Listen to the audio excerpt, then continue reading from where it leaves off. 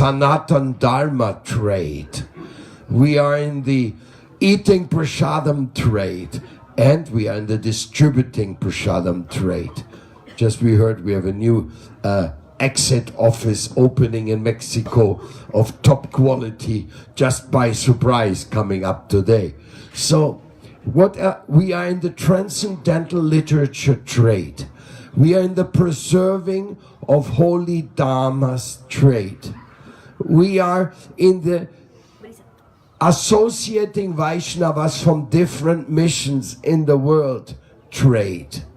We are in the transcendental decoration trade called Shringa trade. We are in the Yajna trade. We conduct sacrifices to satisfy the Supreme Lord. We are in the astrologer trade, because Brahmins, they're astrologers, they're leaders, they're Kavirajas.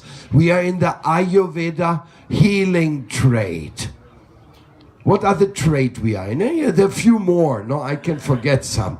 But we are in trades. We are in the inbound yoga trade, which is part of the world yoga trade.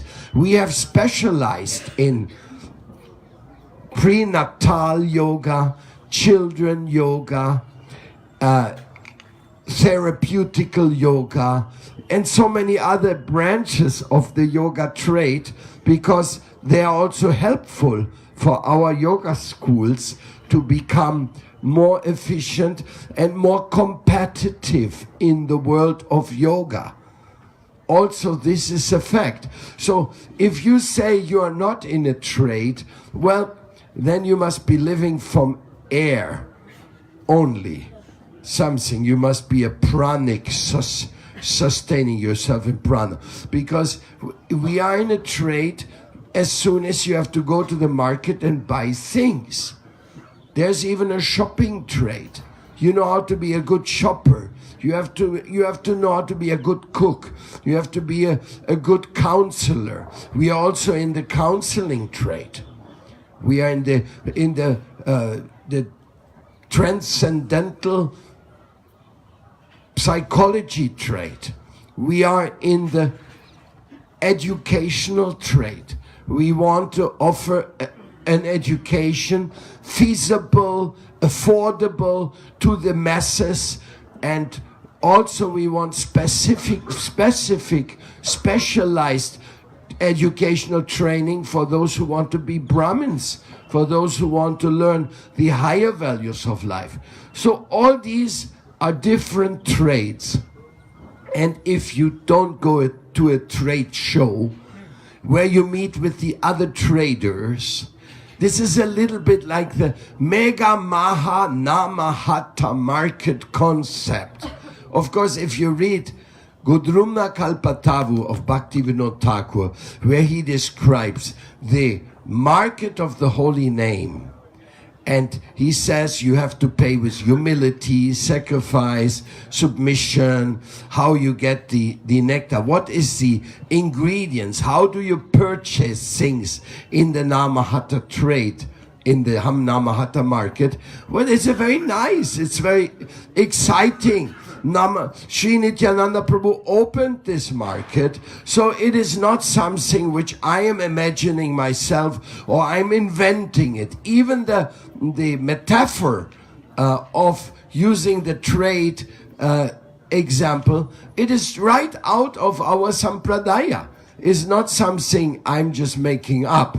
So, but here's my point, that we Vaishnavas, and that includes Sri Vaishnavas, Madhvas, Vallabhacharyas, Gaudiyas, and all the other Vaishnavas, we have not had trade shows.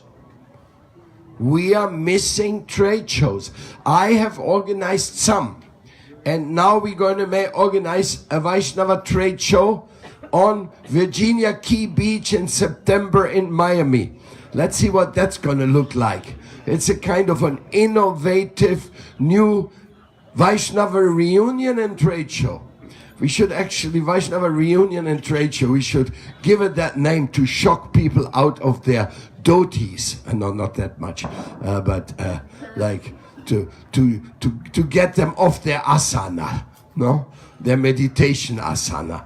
No, this is a fact. Of course, if we use the word trade show, then our friends who rent us the space, they will get confused and they will think, oh, what these guys are going to do there. Because trade show is like what, when you say that, then people think big money is moving there, no? But we Vaishnavas, we have a lot of wisdom. We have a lot of valuable things to give. Also in the Vrindavan mission, we have developed lots of very valuable contributions, which we readily and eagerly share. Like sometimes you go to a trade show to sell franchises, to see if somebody wants to buy your product, to apply it to his area. But in Vaishnavism, we are not even eager. We are ready to freely share, to give away whatever we have, because we think that the only result, the only good interest of all this, the final interest, is the benefit of humanity.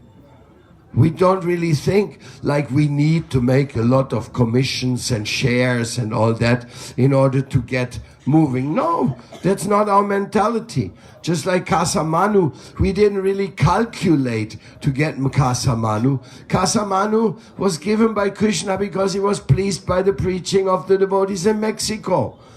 And Varshana was given to us in a similar way. So everything we do or have in the end is the mercy of Krishna. Everything in Chile we have is the mercy of Krishna. So in this way, this trade show conception is very, very important, and we have totally neglected it. Not only us, all the sampradayas have neglected it. Even amongst the sampradayas themselves, like in case now I will talk about Gaudiya Sampradaya. We in our Gaudiya Sampradaya, the only trade show we had was the one I organized in Srivas Angan. And then Sannyasi Maharaj, when he organized the Chaitanya Mela, it was a kind of a little market there. But forget it, that was not a trade show. On a trade show you have to have your partners or your other preachers and give them space to exhibit what they have, and they have to come. So I'm very sorry to say that. I guess we have too much pride. Too much pride of our own little things we do. Like if I think about Vaishnava printing houses, well, I will miss out some, but there's one. Mandala, great Vaishnava printing house. Tulsi, Radhanath Swami's great Vaishnava printing house. Touchstone, great Vaishnava printing house. BBT, great Vaishnava printing house. Seva, Colombia, great Vaishnava printing house. And a whole other, I miss out a lot. Bala Books.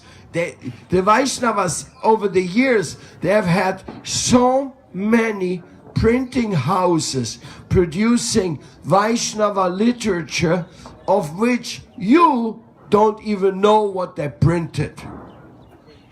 When I went to ISKCON the other day and I looked at their mini market, which every year is becoming more mini. Now, very soon it's going to be micro market or something, or then it's going to be, next thing's going to be nano market. You can only see it with a microscope or something. It's really going the opposite way of what it's necessary to do. You know, we have to show what we do.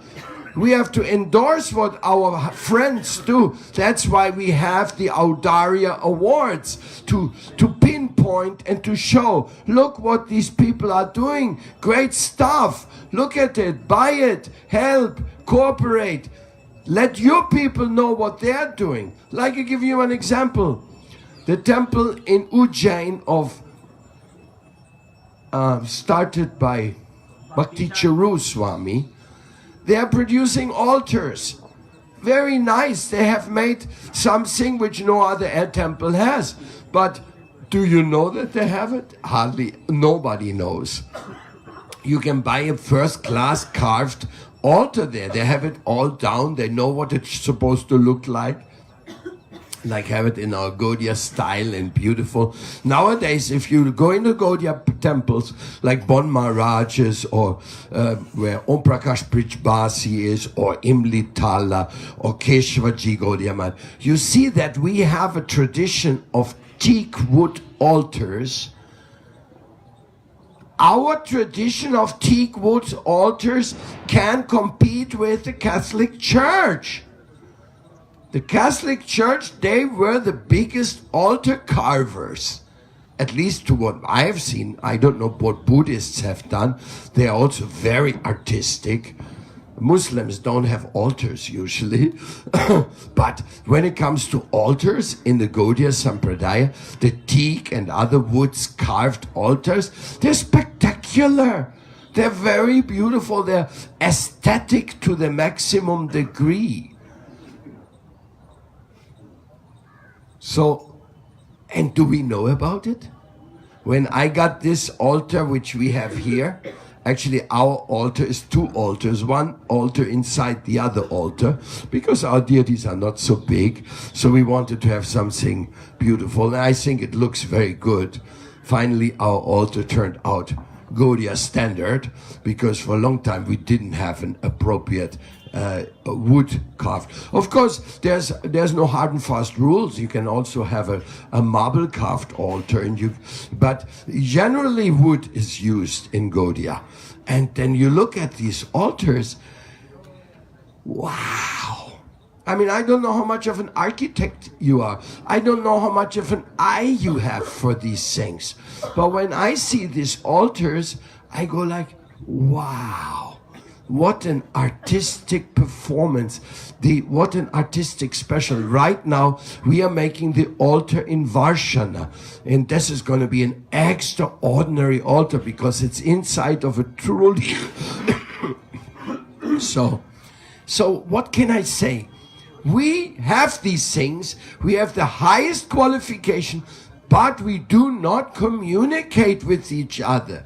We don't hold trade shows, and if somebody tries to make a trade show, we are too proud to go, or too embarrassed. Maybe we feel ashamed. Oh, we do so little. If we sit there next to the other big producers who do so many books, then we are looking like our Gurudev and our mission is really puny, is really little nothing. So therefore we prefer not to go there. And then how we explain to our members why we don't go there?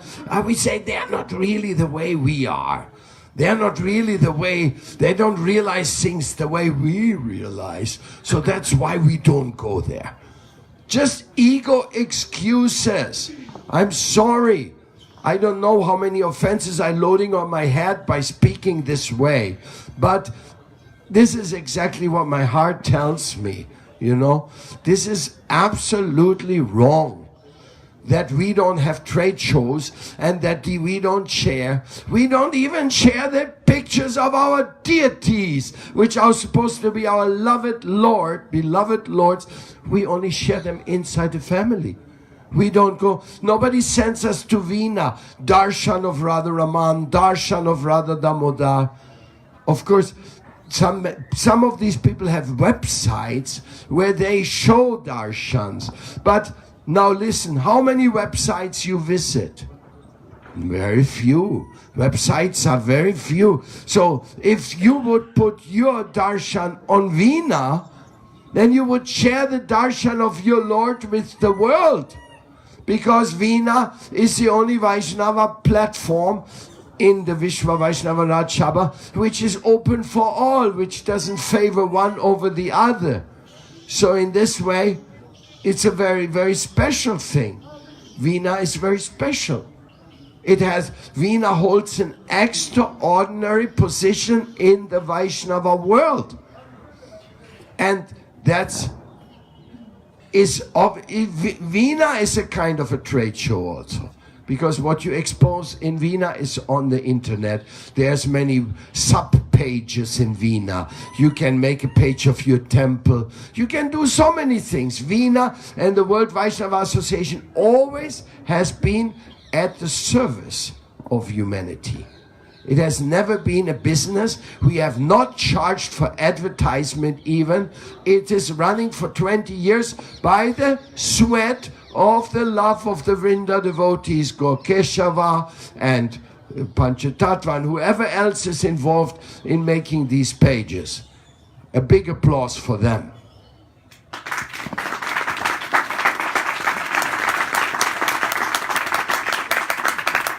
That's an amazing service they have done. This is service to the Vaishnava world. And the Vaishnava world does not appreciate.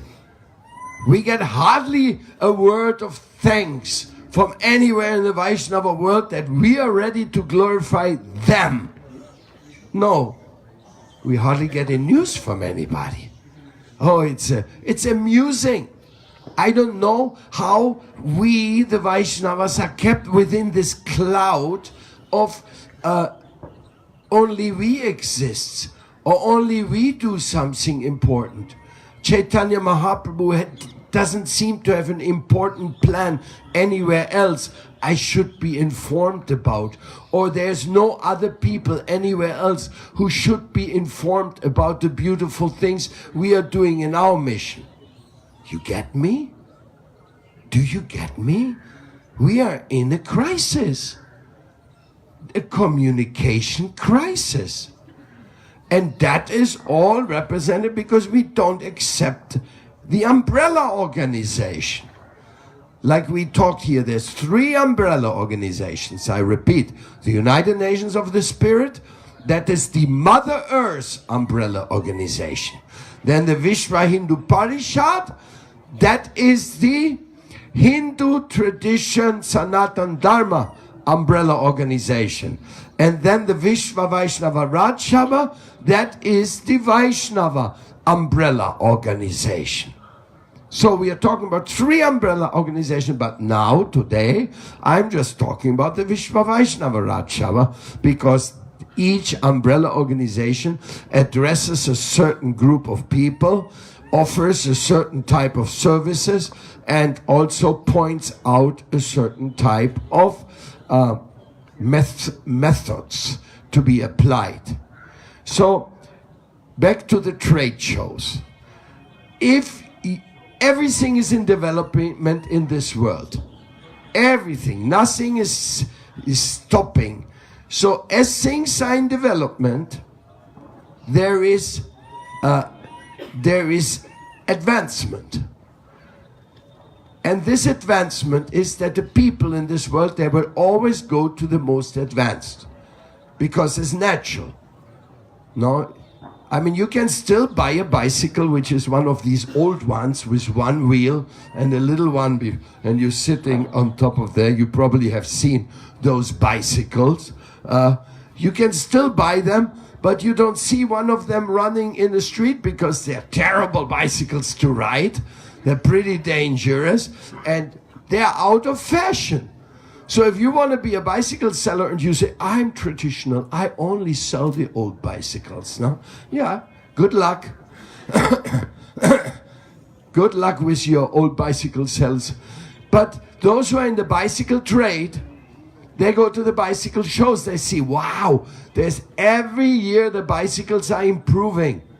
And there's more things and more gears and more brake system and more lighting and solar lighting. And this one, bicycles get very sophisticated. You can buy bicycles today, they're as expensive as cars. Expensive bicycle is the same price of a cheap car. Can you imagine? Anyhow, I'm not into technical perfectioning. This is not my personal priority. Even though I recognize we cannot ignore the technical part of society because it invades us. So because technology is all-pervading, very invading, if you don't know anything about it, tomorrow you may be... There's a saying which says, if you live in the past, you lose the connection with the future. That's the case of Cuba. Just live in your little past. You think, oh, we have it all, we are the best. And you don't check out what's going on. But there's another one. I I augmented this saying. I said, those who do not recognize their past, they have no future.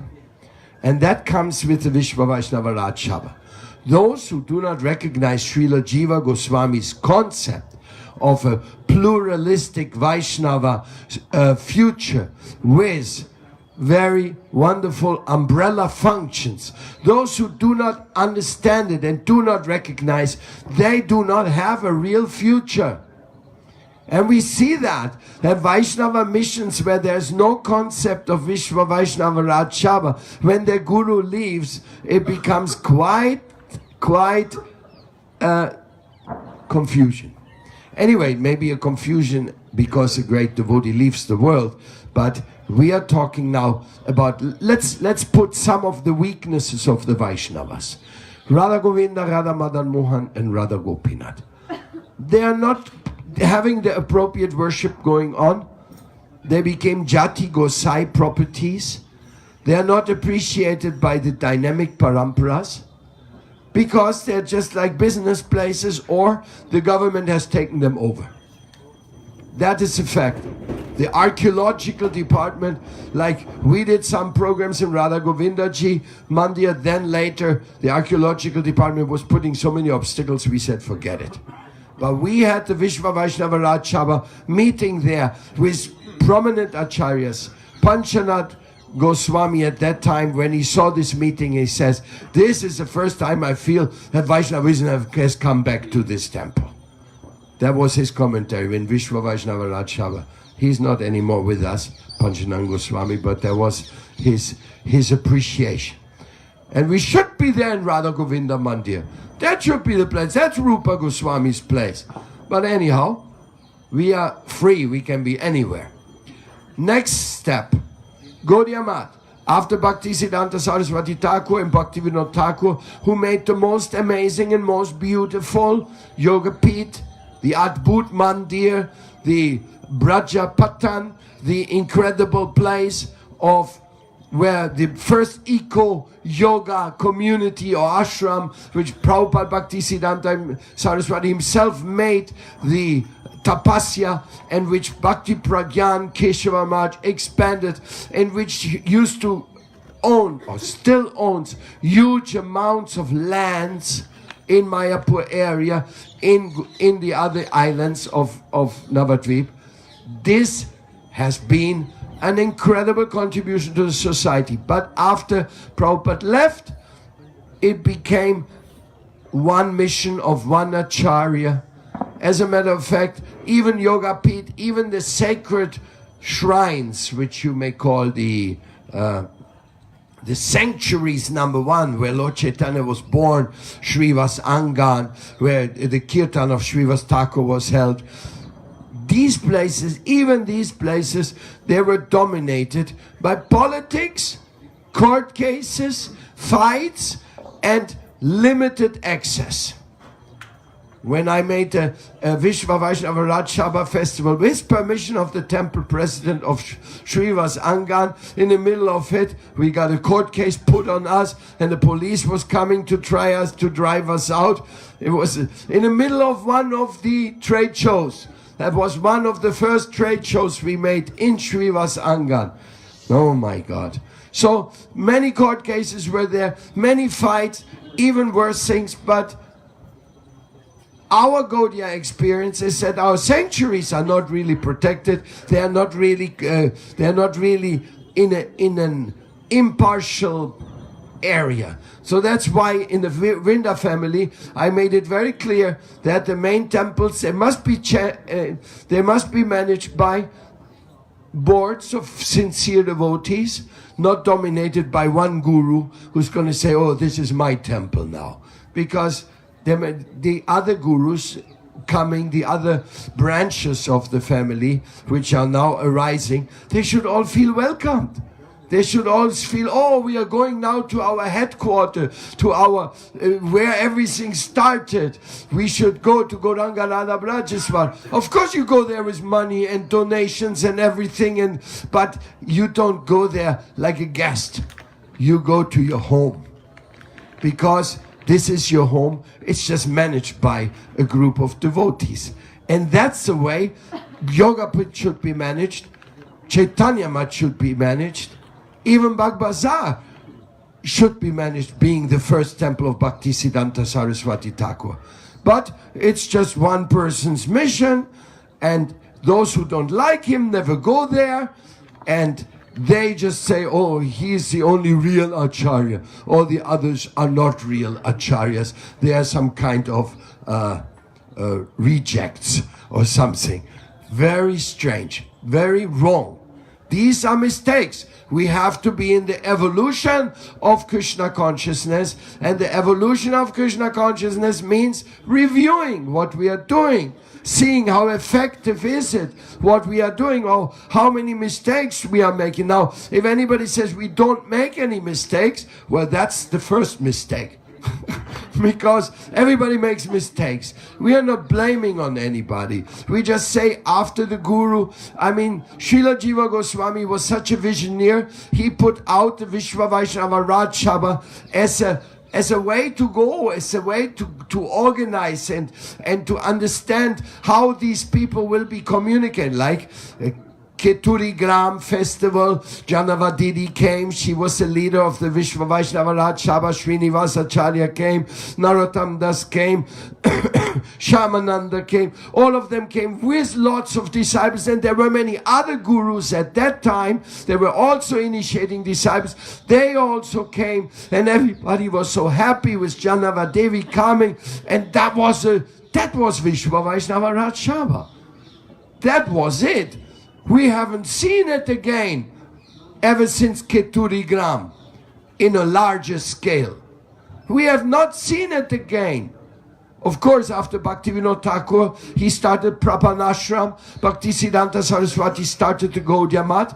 But then he was seeing the need of that vision, and he reignited Vishwa Vaishnava Raj Sabha. Also, after the departure of Srila Bhakti Rakshita Maharaj, after the departure of Srila Bhaktisiddhanta Saraswati Thakur Prabhupada, in the ashram of Srila Maharaj, once a year, after Gaur Purnima, there was a meeting called Vishwa Vaishnava Raj Sabha, and all the acharyas used to go there. That concept was there. And whoever denies that, he doesn't understand the history of this sampradaya. He doesn't understand anything, whoever denies that. All the disciples, but who didn't go to these meetings? Well, the Acharya of Chaitanya Math didn't go, and the Acharya of Bhagbazar Gaudiya Math didn't go, because they were thinking they were the only real Gaudiya Math, etc. That dispute problem. But what was the reality? Now look at the reality. Bhagbazar Gaudiya Math and Chaitanya Math both did not expand the numbers of preaching centers around the world.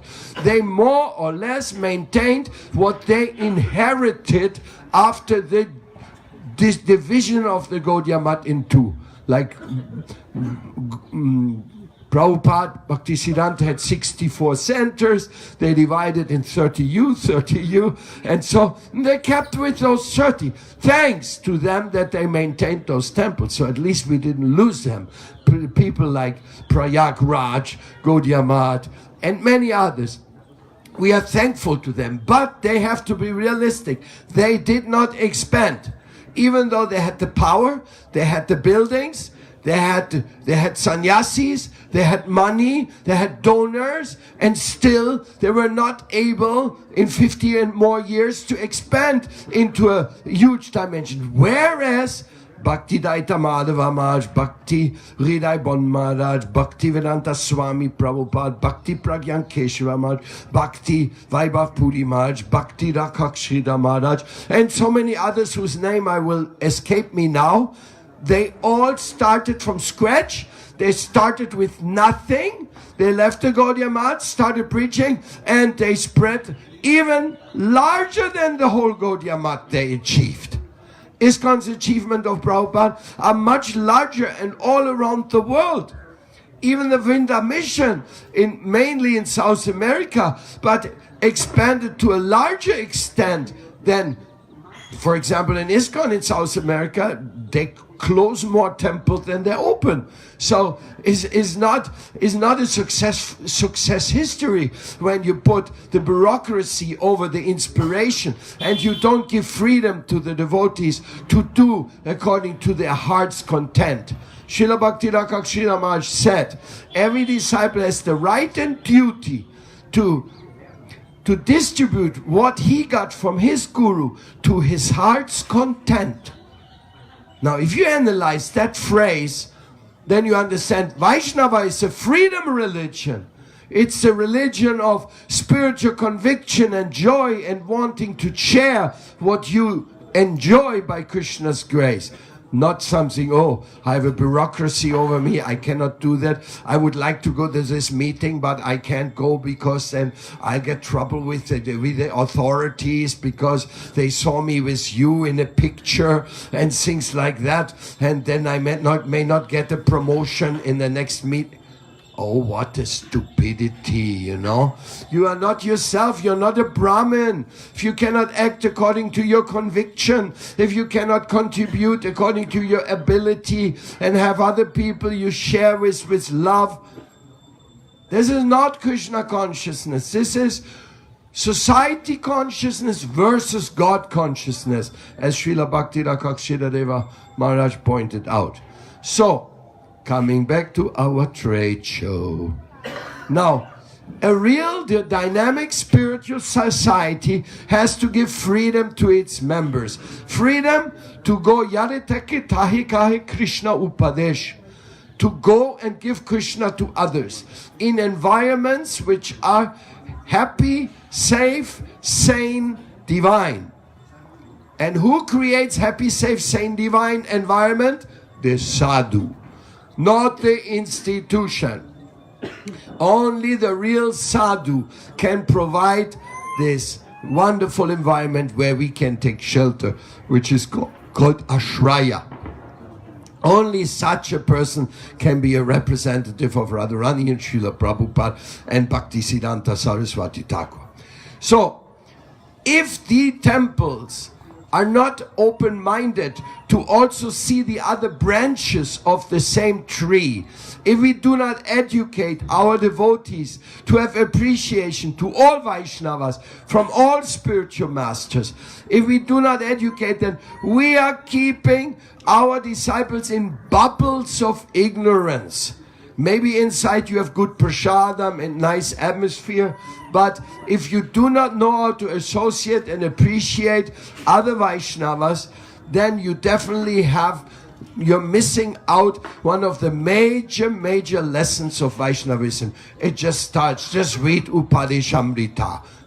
Anybody who is chanting the holy name must be respected. Anybody who is initiated in the holy name, you have to offer obeisance. And anybody who doesn't criticize anybody else, keep him on your head and worship such a devotee. Right there, Rupa Goswami gives the clear instruction how to associate with others. And if we do not train our disciples in this way,